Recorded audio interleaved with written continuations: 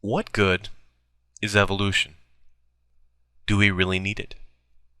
Are there any applications for it? Does it have any bearing on human health? Why would a doctor or engineer or teacher or politician need to understand it, beyond the need to satisfy an educational directive? Does it really affect our lives? Let me start by saying that the primary goal of most science is not technology, it's discovery. We attempt to increase our knowledge about the natural world. Products like microwaves and Teflon are byproducts of that attempt. Drugs and diagnostics are built on the research of biological systems, but they are rarely the intent of that research. So when I talk about the benefits of evolution, I will take it as read that the primary benefit is a deeper understanding of the natural forces acting on populations of organisms. Some critics of this video will no doubt point out that I am muddling together topics, especially genetics and evolution. But it's impossible to imagine genetics without modern evolutionary theory, since it describes the forces that act on our inherited traits. It's the conceptual framework through which we can understand the historical forces acting on the gene pool of a population. I won't exclude human-caused selection in this list. In today's world, humans are the landscape, the weather, and the ecology. And it's been this way since we made extinct many of the large animals on 7 continents over 20,000 years ago, using little more than wood and stone tools. Evolution is often incorrectly broken down by non-scientists into micro and macro, with microevolution representing changes that happen within a species, and macroevolution representing changes between species. Biologists recognize that the process is the same, just over different scales of time. However, it does represent a breakpoint for what some creationists are willing to accept, so I will break the sections into micro and macro evolutionary applications for convenience. Section 1. Pathogen evolution and the Red Queen. The natural world is locked in constant struggle. Predators and prey, pathogens and hosts, forever striving to overcome the other. Each side must constantly adapt to the competition just to keep from being wiped out. This has been compared to a scene in Lewis Carroll's Through the Looking Glass. The Red Queen, speaking to Alice, says, "It takes all the running you can do to keep in the same place."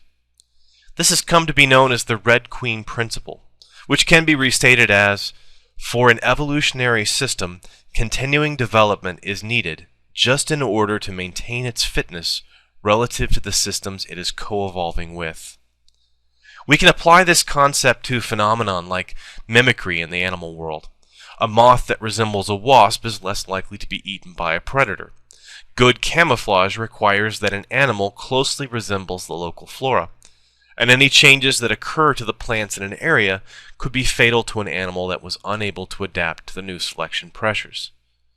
But while this is interesting to biologists, there is also a very practical application to coevolution and the Red Queen when we apply it to human coevolution with our pathogens.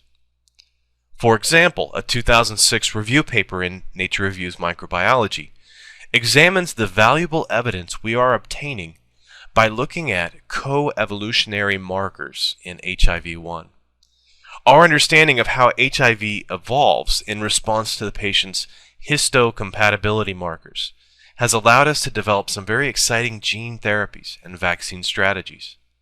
We've also discovered dozens of genetic changes that have resulted in resistance to HIV infection, and also genotypes with a low progression rate to full-blown AIDS, such as CCL3L2.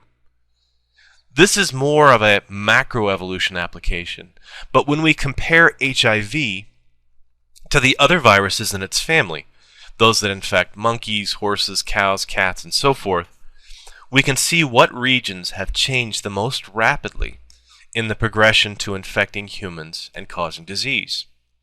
This was a useful shortcut to determining the function of most of the HIV gene products.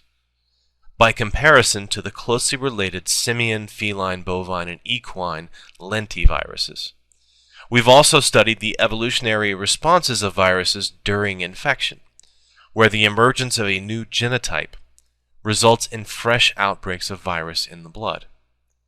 Millions may benefit from this understanding of our coevolution with HIV.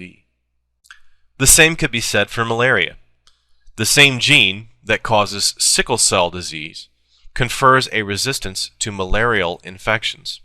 So do some other disease genes like G6PD deficiency.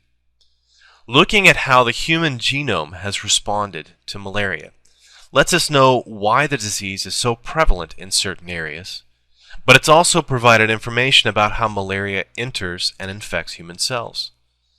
Smart scientists in the years before molecular biology was fully developed were able to determine what cellular proteins viruses use to enter cells by looking at polymorphic genotypes.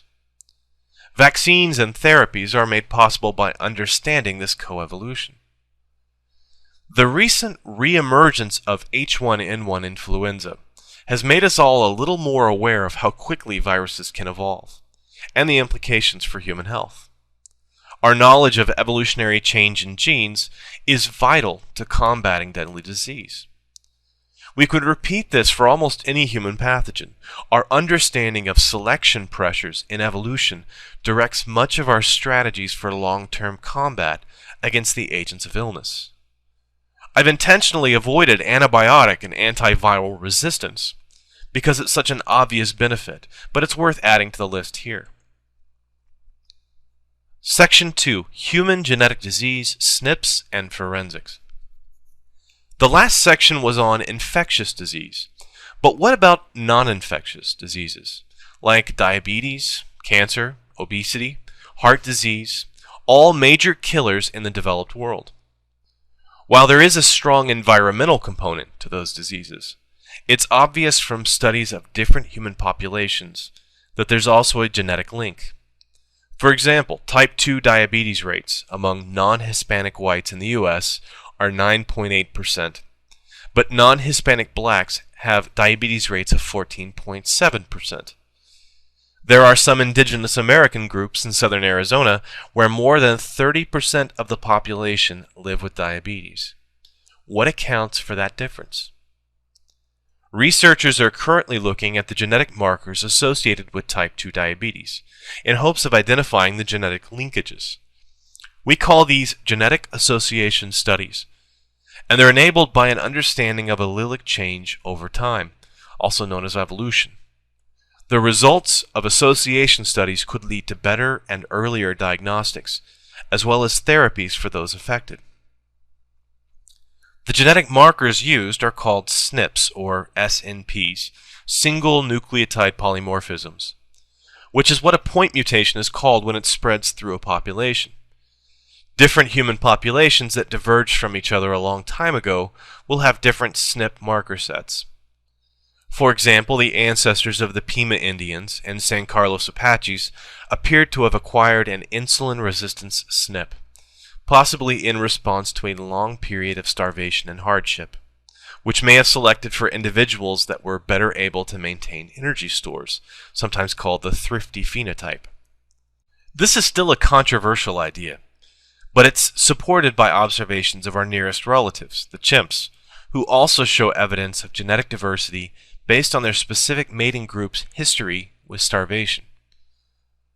This is a typical example of how evolutionary biologists, uncovering clues about our distant past, can help us here in the present.